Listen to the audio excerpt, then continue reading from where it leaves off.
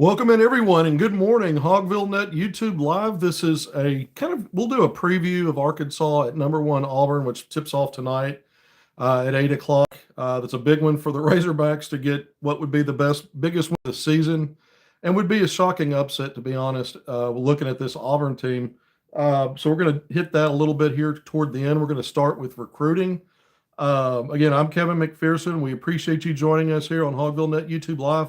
We will have a post game later tonight. The game tips at 8 p.m. on ESPN, so it'll be a late night for that. So we're doing a 2-4 today, and we're starting off again. We're going to jump right into recruiting. 2025 National number 3 5-star Nate Ament. That's the big name left on the board as we approach now next month. When we get through March, then you're going to have your early signing period coming up. So Nate Ament, things are going to start to wind down here. And it's a name that we know John Calipari has really put the biggest light on. If you go back to September, early September, when the current NCAA recruiting period opened back up, Calipari put a focus on a lot of players. But since that time through now, this is the one name really left on the board nationally, and he's continued his pursuit. In fact, in the span of 8 days, going back to Sunday before last, when Calipari went out to Virginia to see Ament. Well, Calipari was back on Monday, early this week, to watch Nate and his team at Highland win their second consecutive private school league championship. But Calipari wasn't alone. He took both of his associate head coaches, Kenny Payne and Chin Coleman. Assistant coach Chuck Martin stayed back with the team. And this says a couple of things. Arkansas is in the part of its season now on the bubble, fighting for its postseason life with the game coming up against number one Auburn. You have a travel day in there. And so you've got 3 of your top 4 coaches, including your head coach, on the road, when the team's preparing. I'm not bringing that up to criticize the decision. I think it reflects, however, just how important Calipari sees Ament as a possible piece to a recruiting class based on the early signing period that's already ranked top 5 in the country. So I think it says a lot about that. I think it also says a lot about the fact that if you look around the various recruiting gurus and the ones on the national level that are constantly, drilling down on recruitment, and now that there's so much focus on Nate Ament because he's kind of the last man standing when you look at the top level 5-star guys, there's not a mention really of Arkansas, just kind of in passing. The name's out there because Calipari keeps showing up. But the talking points are, well, this is probably a Duke and Louisville final 2. Kentucky's made a late push. He took an official visit to Kentucky last week, was at the game when the Wildcats completed the season sweep over a really good Tennessee team. And so now the questions are, where is Kentucky? I've got just a little nugget of intel here. Someone that covers Kentucky recruiting says, his agent, Nate Ament's agent, really been sniffing around, asking a lot of questions about Kentucky, Mark Pope, what is expected from the portal recruiting from the Wildcats and those kind of things. Now that's a new staff over there with a first portal recruiting season, similar to Calipari and what he did at Arkansas in his first recruiting cycle. Calipari has a much longer track record at this level and being in the SEC and recruiting this way. Pope not as much, but the point is that the agent's doing what agents do, what they're supposed to do, doing representation things. Not kicking the can down the road, actually getting into it now and trying to figure out where are the best landing spots. This has been for a while something to me that looks like what it is for a lot of top level players.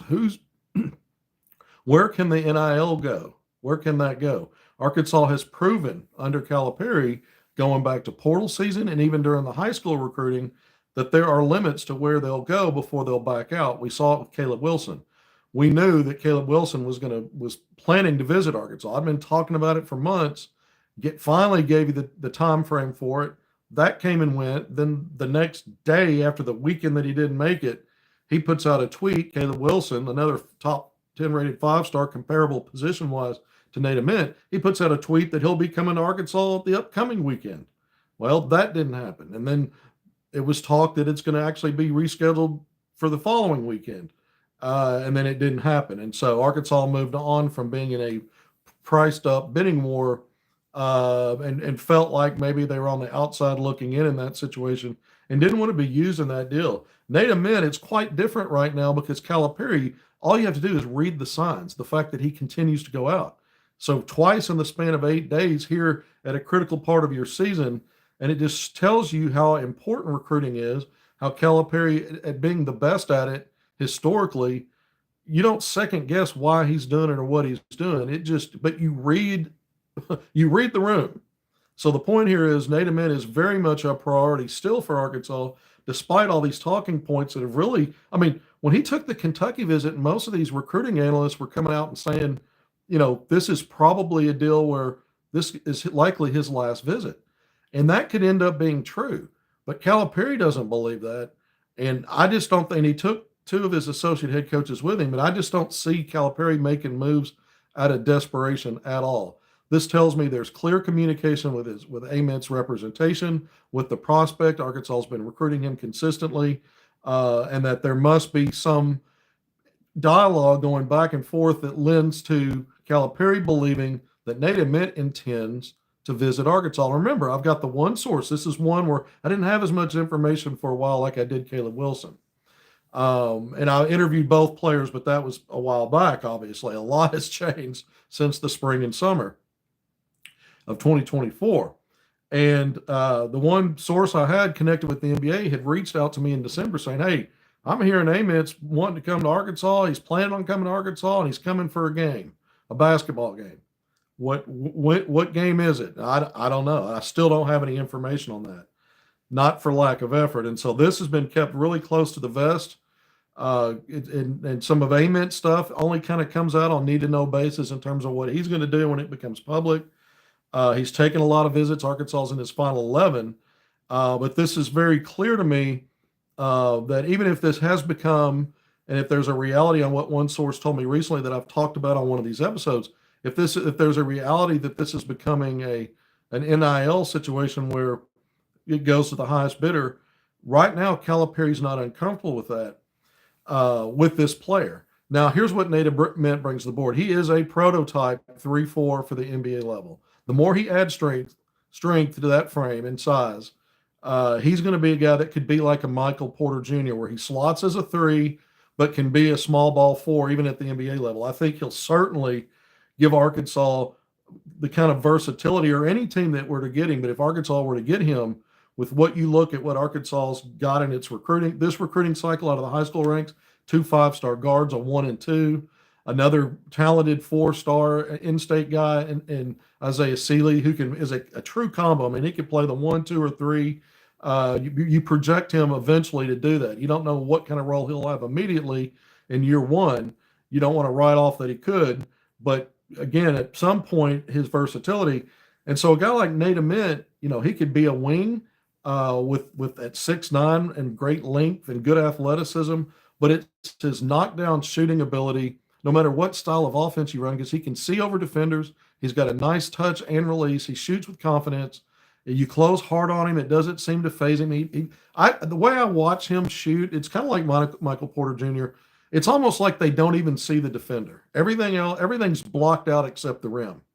Except one of the things about Ament is he is a really good playmaker in scenarios where you put him in a screen, a pick and pop game out high, because he can also pass and he'll make the right plays. Very high IQ guy on the floor. I've seen him in different scenarios where he doesn't chase shots, and there's not a bad shot for him. He can take them all day long, but he understands the importance of using his other talents to get others involved. There's a level of former Hog Jalen Williams in terms of a guy 6'9" out on the perimeter, much different body type and different skill set in terms of shooting and scoring. Ament's a better ball handler, can break you down too. The deeper he tries to drive, that lack of strength sometimes shows up against physicality, but he's got all the soft skills inside and out to finish, and he can finish above the rim, but he can play, make, and pass. And so he's just a weapon, and he would be a guy that I could see Arkansas going all in on because of the value he would bring in multiple ways.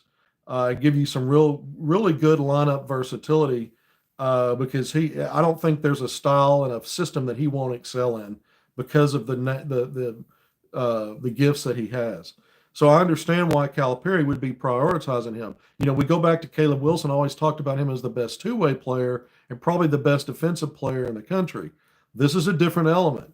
And when we look at Arkansas this year, defense hasn't been a problem as much as offense.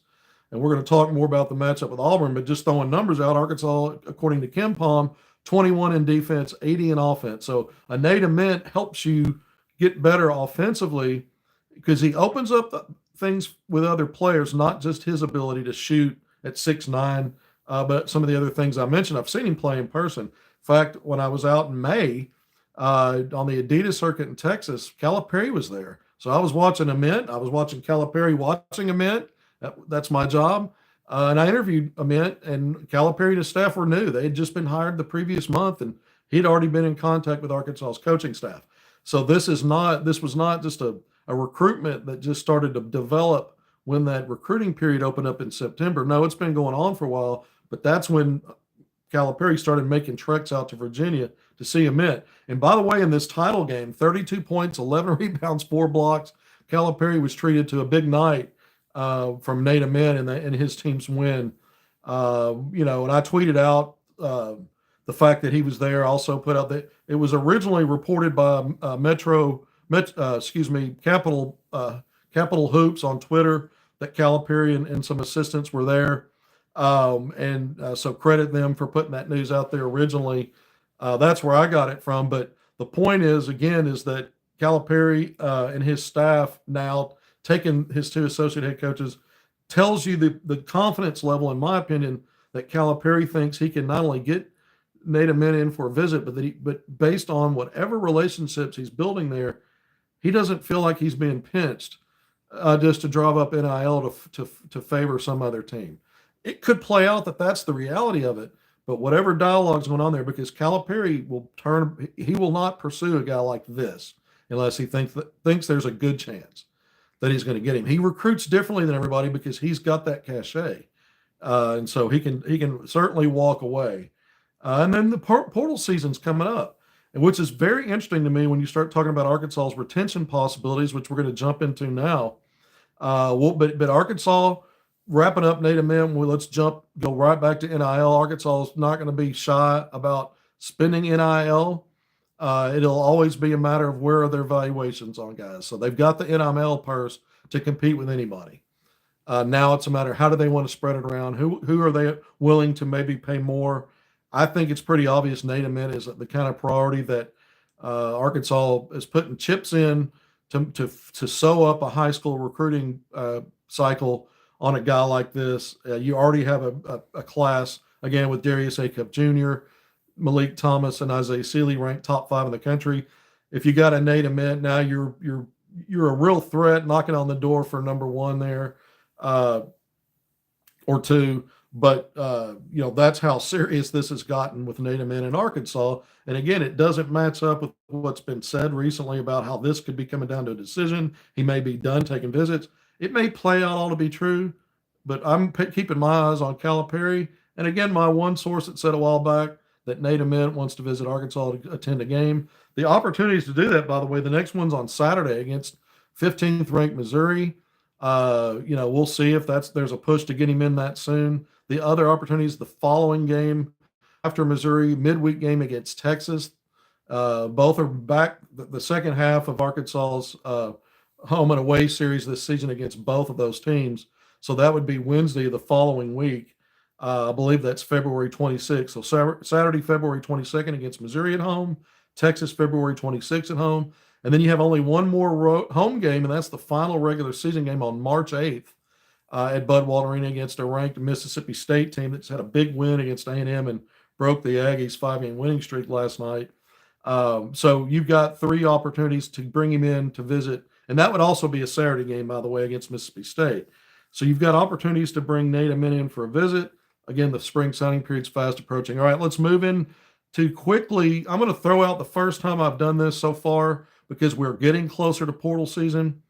I'm just going to throw one name out there when I start looking at a player potentially that Arkansas might. I mean, we'll see. I have no information behind the scenes telling me that this is going to happen. I just wonder about it. And I've been thinking about it. And so I watched him again last night, Jaden Quaintance, on an Arizona State ship that's sinking really under Bobby Hurley. It's not, I mean, it's just been a mediocre to not good program. It's back to, not flatlining this year. But this young man, we know that he's locked in, a 5-star McDonald's All-American, a top 15-ish kind of guy coming out. But he's young for his class. And he's a guy, because of his age, that's locked in, I believe, unless something changes or something changing, I don't know about it, locked into 2 years at the college level. Well, he's putting up a decent season for a bad team as a guy that's an underaged, college freshman. When you look at it that way, 6'9" forward, athletic, long, got good frame. So he also he's a strong player for a young guy. But he's averaging 9.5 points, shooting nearly 51% of the field. But what I like about him is 8.2 rebounds and nearly 3 blocks per game. And these were the kind of attributes, looking at it statistically, that are playing out when you were looking at him last year in the spring as a guy that could do some of these things even this young, this early. I don't know what his NIL setup was to go to Arizona State. I don't know if he's locked in on some crazy number for 2 years that will keep him there. Maybe there's something there that just is going to keep him there in terms of NIL. But this was a guy that was signed and sealed and delivered to Calipari going to Kentucky before Cal made the switch. He was one guy that Arkansas did not pursue hard.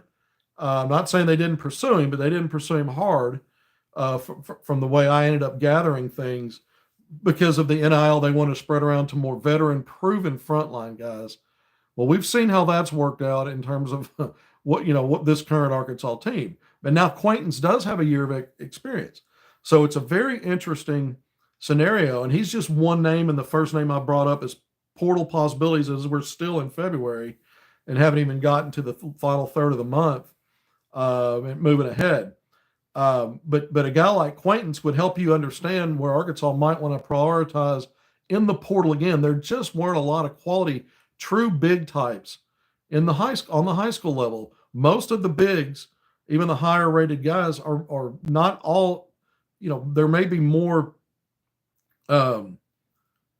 3-4 versatility and less banger type, less guy that could step in and you feel confident can go in there and do well on the glass, defend in the post, some of the things. And Quaintance is a guy that has some natural stuff that helps him do that. And he'll have, again, a year of college experience. He's just one guy out of a lot that Arkansas is going to look at. We won't hear about all of them. It's not like it was with Eric Patrick Melsman, where everybody with a pulse gets a check under the hood. But Calipari will still, go through several options on that front line in the portal, and then they'll whittle it down to guys they want to bring in. But I just wonder about a guy like Quaintance, and is there potential for Arkansas to spread the kind of NIL it might take to get him for year 2, as he then tries to launch for the next level. Just throwing that out there as a possibility.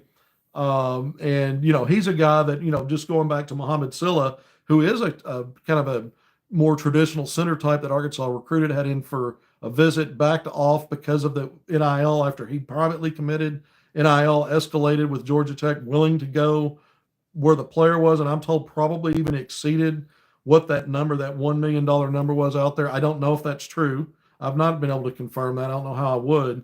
But if it is, Arkansas had limits there. They will for most players. And so Quaintance, but there may be a path for a guy like Quaintance. Maybe it's somebody else. Again, throwing that out there. And you start talking about then retention. Who on this roster would you want to keep? 3 of the high school players coming in that are signed, unless somebody backs out at the last minute, it's mostly a backcourt class coming out of the high school ranks. And you look at what Arkansas has right now that you think might be, likely to come back. I don't know what Carter Knox and Billy Richmond III are planning. Those were 5-star guys. Knox and McDonald's All-American. Friends 5-star, kind of ranked in the mid-20s there. But still had some 5-star valuations. And these guys, to me, are turning into really good college players and probably could use another year under Calipari. But his format's always been get them, if they can be one and dones, help them move on for the most part. NIL changes everything because those guys are getting good NIL as freshmen and that may factor into weighing that versus, well, if I test the waters, what is my reality for being drafted? What kind of earning would I have?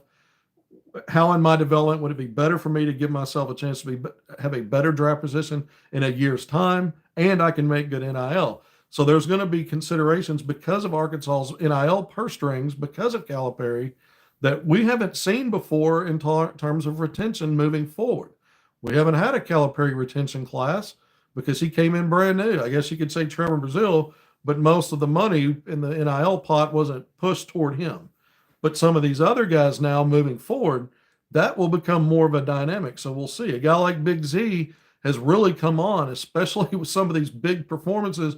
The one against Alabama, there's a lot of eyes on Arkansas and the SEC because of how strong the league is and all of these games that are playing out. It's kind of national stage. The SEC wasn't always that way.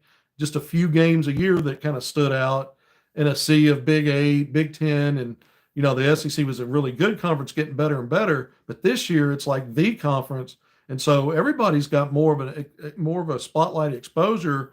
And a guy like Big Z at 7'2" and his skill set, and he's showing. We knew he was knocking down threes at a good clip, but going back to Bama and just this last game against A&M, some of these threes he's knocking down contested, 25 feet and out, putting the ball on the deck in a sidestep. His shot blocking volume's going up. Yeah, there are definite areas where he still doesn't look like a sophomore in terms of his ability to deal with physicality, some of his decision making around the basket, that he is becoming more aggressive offensively, getting into his shot around the rim and not just settling for a little fadeaway or try to just get a shot up over somebody. He's actually initiating some momentum with his body moving toward the basket. You have to do that, I think, when you're 7'2", as you start to try to prove yourself as, hey, I'm NBA worthy. But he's adding little elements here. He's become a better rebounder, not probably good enough to where he'll project, but he's gotten a little bit better there. So you keep an eye on a guy like Big Z. Is there a draft path for him in this upcoming draft? If he continues to progress as this season plays out and Arkansas makes the NCAA tournament, maybe. But he's a guy you'd love to have back if you're John Calipari, I think, unless it's clear that Z is draftable, and then Calipari is going to try to help him maximize that. He's always a player's first guy, and he's going to do it that way. But if you could get those guys back, let's say you could get those three back. We'll talk about DJ Wagner and even Trevor Brazile on another day. I think those are the five, though. Those five names: Carter Knox, Billy Richmond, Big Z, Wagner, and Brazile, that to me right now look like maybe possibilities in some way or another. And I can give you reasons on all of them why they might not stick around. But let's say just those three you kept, the ones I've really focused on here: Carter Knox, Billy Richmond, Big Z. And I just mentioned a guy like Jaden Quaintance. That would be a great compliment. Quaintance would be on that front line with Z, because Z can stretch the floor. He's a really good passer. Something else I didn't talk about, which will translate well to the next level in two-man game out high, or even middle, because he sets a lot of middle screens and he works himself out high, and then he rolls. And so Z just brings different qualities that are attractive. But put him on that front line, bring a guy like Quaintance, who is also a rim protector and a much stronger rebounder, and a guy that'll do some blue-collar stuff, and that's a nice 1-2 punch. And Quaintance is the kind of guy, as he progresses, that can help you maintain a top 20-ish rated defense, in an upcoming season. Again, that's just one name. I don't know that there's a connection there moving forward in this portal season. There'll be others, but it's just an example I'm using right now of a guy that is also projected maybe as an NBA a potential first-round guy in the next draft cycle. So it's kind of interesting when you start talking retention and what portal brings. It's all coming up, and I think it's relevant to at least jump in a little bit talking about that, since we're talking about Nate Ament, who looks like a guy that Cal's really putting a big focus on here. And NIL be damned. I talked so much about at some point there's a stopping point. I'm sure there is with Nate Ament. It's just Cal hasn't gotten there yet. And this is a guy that's going to command a lot of NIL money. And Arkansas got the purse strings. It's really how does Cal want to use it and do it? And he wants it here.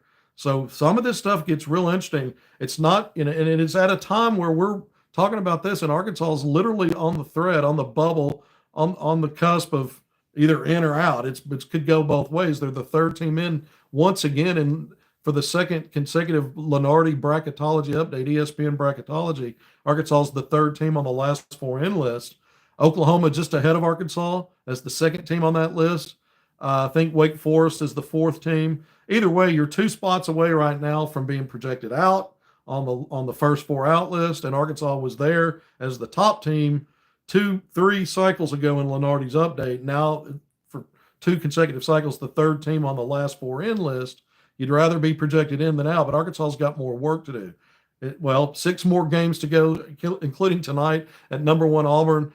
This is probably the toughest matchup Arkansas has faced this year. You look around the SEC, there's been a lot of blowouts. Arkansas was involved in a couple of them in that 0-5 start. And since then, Arkansas has been competitive in every game. Every single game, win or lose, Arkansas has gone 4-3 in its last 7. Some really couple of big road wins in there, quad 1 wins, a home win over Georgia, home win over LSU. But Arkansas tonight, I really think there's not a whole lot to go into here. Auburn's the number 1 team in the country in the AP poll. A big win Saturday over number 2 Alabama in-state rivalry. Who would have ever dreamed that the first ever SEC 1-2 matchup in basketball would be Alabama and Auburn? You know that history in football, but to see that in basketball. But Auburn, if you're a Razorback fan, you're hoping Auburn's got a hangover. That Auburn's still maybe not completely focused. But this is a team that's been a front runner all year in the best conference in the country. It's not only the best conference, and Auburn's not only the best team in it. Despite losing at home to Florida, people will debate that. But if you look at the resume, it's definitely the number 1 resume. Auburn's number 1 in the polls. Auburn's number 1 in net. Auburn's the best team in the country.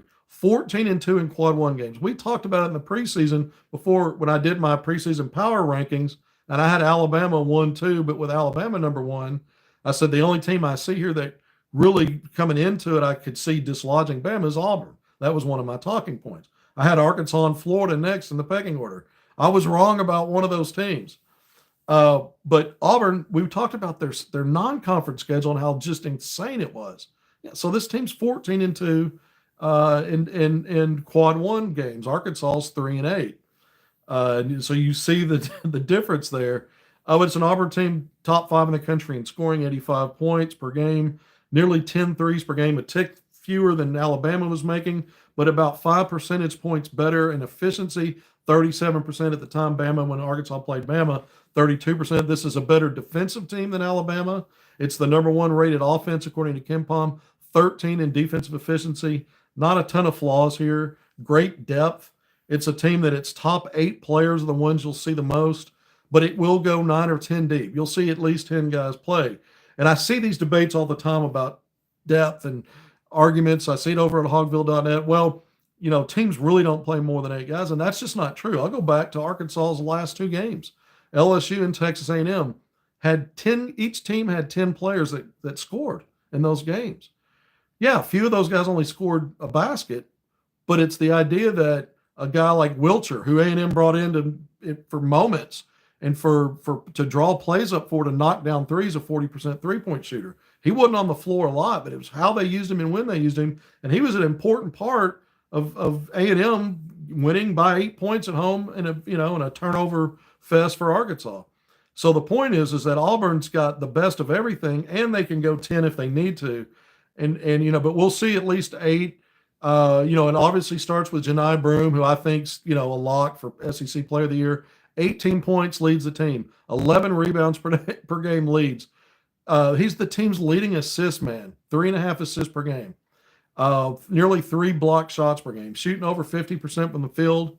He'll step out. If you leave, he will take some threes. He's already taken 60, so he's averaging over 2 attempts per game, 30%. But I mean, he's a big man, and that's fine at that volume. 30% is not just atrocious. So he'll keep a defense honest because of the threat. And so this guy, you talk about usage and impacting the game. This is one of arguably the most important player in the country to his team. And by the way, it just happens to be a team that's loaded and has won without him when he missed a couple of games hurt. Pettiford's that prototypical Bruce Pearl guard, that 6'1", quick twitch, just can beat you in more ways than one. But a guy that's averaging double-figure scoring and just brings a lot to the table. Baker, Mazzara, Miles Kelly, Denver Jones, Chaney Johnson. They're that 6'4" to 6'7". Ament's going to Kentucky or Louisville. Yeah, I mean, most of the talking points are Louisville or Duke. Kentucky's, you got to make that a serious consideration because of this late visit. Maybe not. I hear different things. Today it's Duke that seems to be the front runner. And you've heard that's been out there for a while, but Louisville kind of creep back into it as maybe the leader. So those are still kind of the two teams at the top. But getting back to this Auburn team, I mentioned Baker, Mazzaro, Kelly, Denver Jones, and Chaney Johnson, 6'4" to 6'7". These guys can be playmakers, initiating offense. They can slot in as wings. Some of these guys can give you a small ball 3-4 look. They're all versatile. They all can knock down threes. They're all really good at the free throw line. This is an Auburn team that is 73% as a team, and that's because Janai Broome shoots a little over 60% from the free throw line. Dylan Cardwell, the other big man that comes off the bench, he's been there forever, shooting 34%. He's taken 50 free throw attempts this year, and he's only hit like 17 or 18. I mean, shooting 34%. So those guys are bringing down the number. But if you foul any of those backcourt / wing versatile guys and Pettiford, those guys are going to go to the stripe and knock it down. They all shoot extremely well from three, with the exception of Chaney Johnson, who's over 30%. He'll take some. And the thing about Auburn is, if you think you're taking away, if they've got 3 guys out of their top 8 that are having an off night, that means usually the other 5 are going off. So it's just one of those scenarios. And what makes Auburn better, in my opinion, consistently than Bama, as good as Bama is just there is a more consistent, they're better efficiency shooting. The volume from threes not much less than Bama in terms of makes, so nearly 10 a game. And then at the free throw line, again, if outside of Janai Broome and Dylan Cardwell, you will pay for fouling this team, trying to keep up with them. But I think defensively is the biggest difference. I think this team's consistently much better than Bama defensively. So this is a game that Arkansas's 16.5, 17-point dog coming in. I understand that. It makes sense.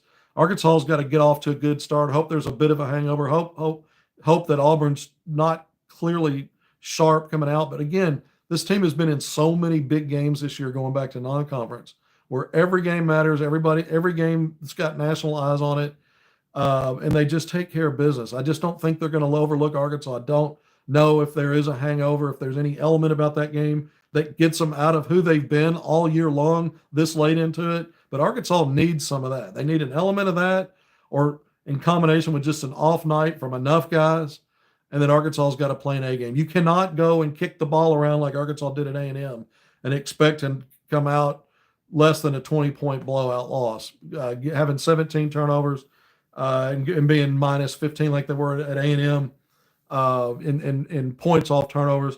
Arkansas obviously needs to find a way to compete on the glass.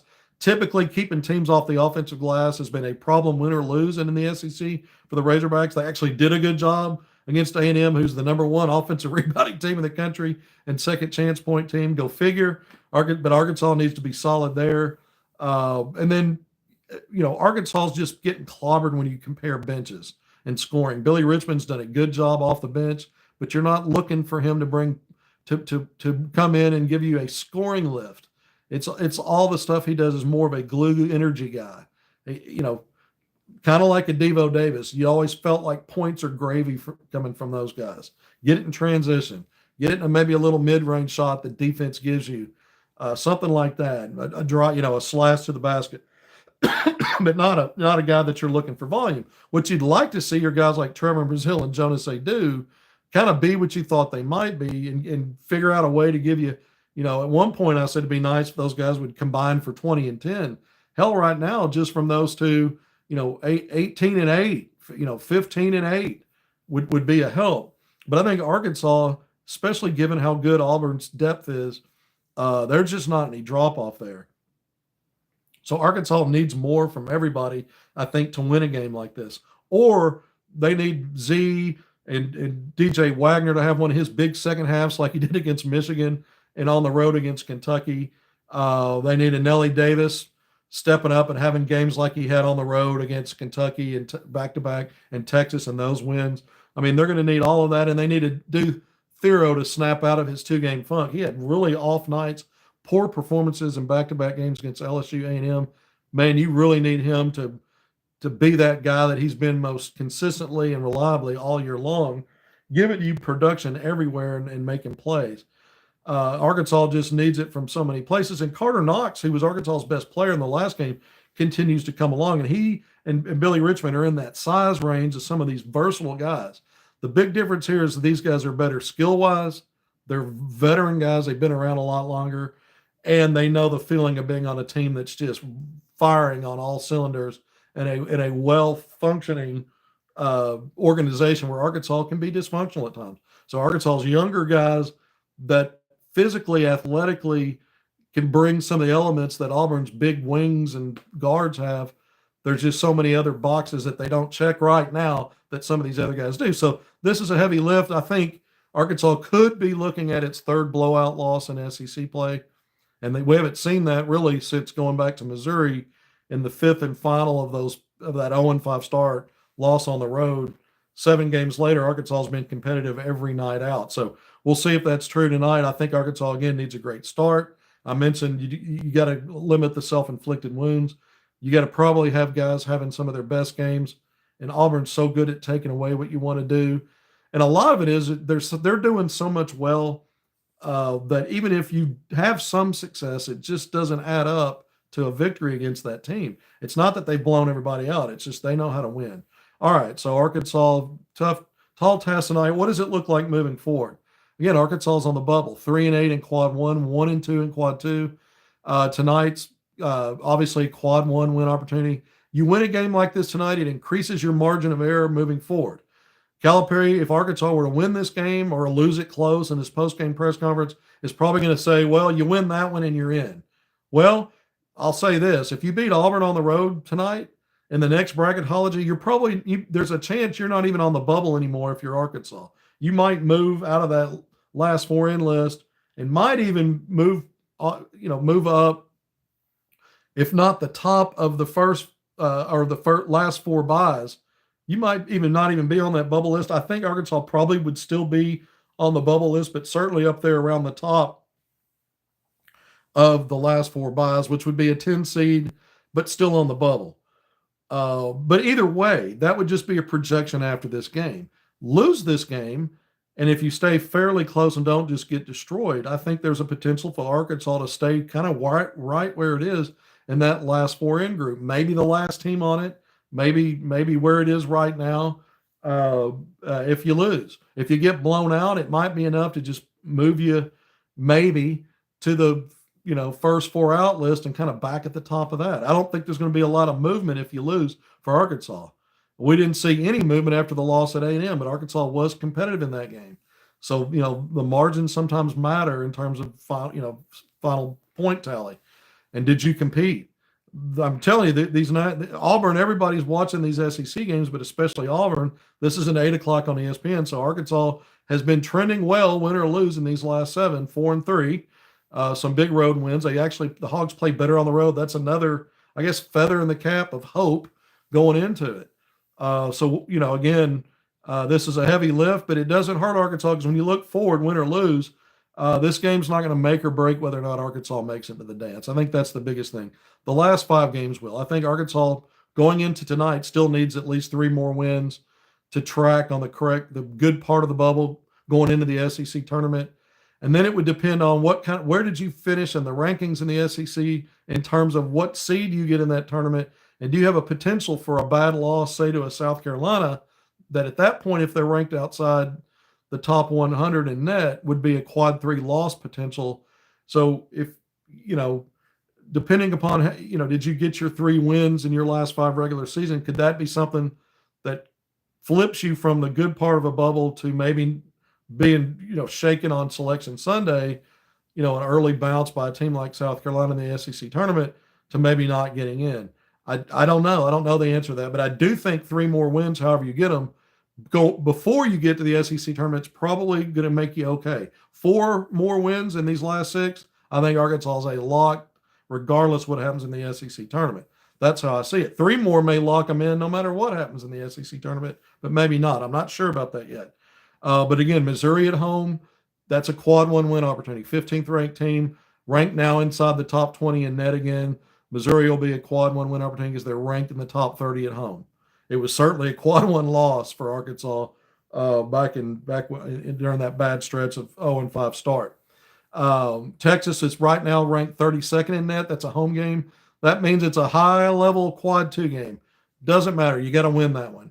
You don't have to. If that's not one of your 3 wins, I don't mean it that way. It doesn't have to be one of the 3. But to me, if you're going to turn things around at home and start beating decent teams at home, I mean, Georgia's Arkansas's best home win in league play.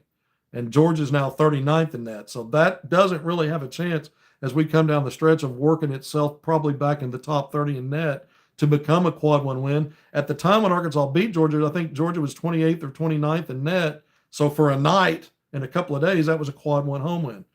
I said all that to say Texas is should be a winnable game at home. You've beaten them on the road.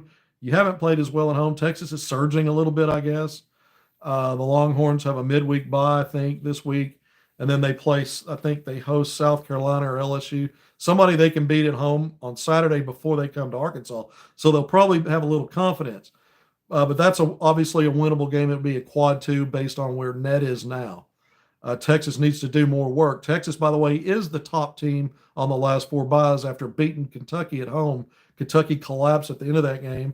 Kentucky missing several players, more players than it was missing against Arkansas when Arkansas won in Lexington. But oh well, that really helped boost Texas's resume there because it was a quad 1 home win, and the Longhorns' 4th quad 1 win of the season. Arkansas again still stuck on 3. Then you move past that, you're on the road for South Carolina. Carolina plays everybody close at home. That's going to be a tough one.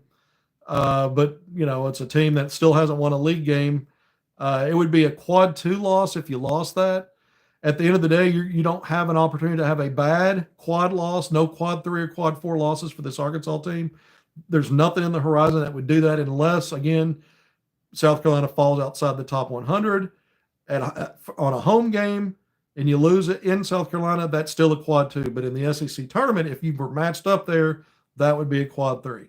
But the point is, even if you you're going to play them for sure in the regular season, and it will be a quad 2 result, in that scenario on the road, the question becomes, what would a committee look at that, even though it's not a bad quad loss? They're still going to say, well, this has been this is not a good team that has an overall losing record, because they will look at that. So in some ways that would look like a bad loss in the eye test, not in the way that the quad measures it. So there's still an element of bad loss there. The same with LSU, which by the way won on the road at Oklahoma, picked up a win over, I just mentioned, South Carolina at home. So I think LSU's won back-to-back games, now up to 3 league wins, a game behind Arkansas, which split there. So there's some interesting dynamics in terms of how teams finish in the pecking order in the SEC tournament. All right, but Arkansas still has a bottom line of win 3 of these last 6. It starts tonight against Auburn.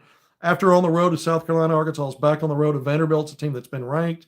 That'll be a quad 1 win opportunity for the Razorbacks. Vanderbilt's still in the top 50 in net in road games if they're top 75. So that would be a quad 1 win opportunity. Then you come home. Mississippi State has been on, I think, 30th or 29th in net, kind of on that borderline, ranked team, but a team that's on that borderline of whether that'll be a quad 1 win or a quad 2 game in Fayetteville to close out the regular season at home on March 8th. So again, get 3 of those. I think if you win 3 of these next 6, at least, right now Texas is a quad 2, South Carolina is a quad 2. Let's say that those are 2 of your 3 wins. That means you're going to get another quad 1 win. You're going to get to 4. Does Arkansas need to somehow get to 5? For a while, I thought maybe they did. I think a win over an Auburn settles that. I think that's a strong enough win. If that's your last quad 1 win and you win 2 more games after that, and it's Texas and South Carolina, let's say as an example, then you're probably okay. I think it's 3 wins no matter how you get them.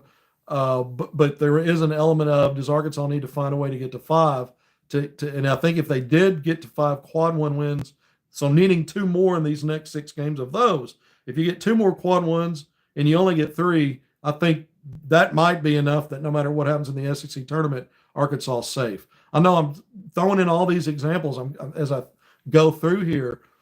So it's the number of wins, but also maybe there's no doubt, like what Calipari said, if you won at A&M, which is projected as a top 6 in the country when you look at the seed lines, just over the weekend when the SEC or the NCAA tournament selection committee put out the top 16 teams based on how they're looking at it for seeding purposes, a win of over an A&M or an Auburn increases your margin for error. I don't think it reduces how many wins you need, but it means that maybe there's a combination of, well, I may not need another quad 1 win now. As long as I get these other 2 wins, it can be quad 2. And there may be an element once you lose, if you lose to Auburn, where, a Missouri, again, top 20 in net, that's probably, but it'll be at home. That's probably good enough, again, to make it not matter who the next 2 wins come over.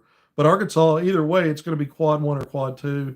Again, South Carolina, there are some people that think that's a must win. It's only a must win if you need it to win as part of your next 3. If you get 3 of these last 6 and you lose, but you lose to South Carolina, I don't think that matters. I think that means Arkansas got at least 2 quad 1 wins, because I just did the math. There's only 2 quad 2 opportunities left in this regular season. One of them, South Carolina. You lose that, but you somehow find a way to win 3 more games. That means you picked up 2 more quad 1 wins, get you to 5, and a quad 2. That'd be Texas, maybe. Or you got 3 quad 1 wins and lost the quad 2s. Either way, that's going to be good enough for Arkansas. All right, I spent a lot of time on that on the bubble talk. That's what Arkansas is facing in reality. I'm not sure what you're going to get from this team. It's, again, a team that's played better on the road than it has at home. So even though you come back off this brutal 2-game road stretch against A&M and Auburn, usually you're thinking, all right, we got 2 at home, 3 of our last 5 are at home. Arkansas has been dicey at best at home. They haven't looked good in wins. They had to come back from a 15-point second-half deficit against Georgia, and that LSU game was about as played down to the competition as I've seen. And then the argument is, well, maybe Arkansas is not playing down to the competition. Maybe Arkansas is just not that much better than LSU, which is probably true. The resume is, but in reality, I don't know that Arkansas is that much better than that team. And they're not that much worse than some of these good teams. They're not getting blown out outside of Tennessee by these top tier teams. Florida at home was close. Texas A&M on the road was competitive and close. We're going to see what happens with Auburn. Arkansas made the comeback against Alabama, had a chance to win that game, close. So this Arkansas team's kind of an enigma. You're not sure what the issues will be night to night. The team doesn't have a true identity, in my opinion. If it's anything, I guess 21st ranked in KenPom's defensive efficiency. It's been a pretty good defensive team, although it has a hard time closing out defensive possessions with defensive rebounds. It has a hard time not having just huge lapses on defense in critical parts of games where everything's on the line to win or lose. And so there's even question marks on defense. We know that. But at the end of the day, this Arkansas team is still poised to make it to the NCAA tournament. Win 4 more, it's a lock. 3 more, I think, probably does it here before you get in the SEC tournament. I kind of went through some of that.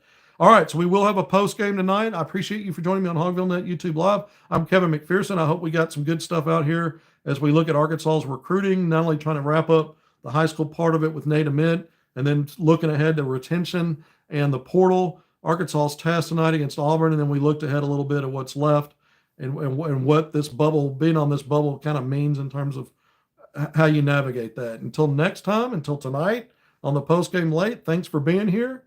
If there's Nate Ament news and he's get a visit scheduled, which could pop today, I'm going to come back on. But until the next time, take care of yourself. Be good. Thanks for being here. See you then.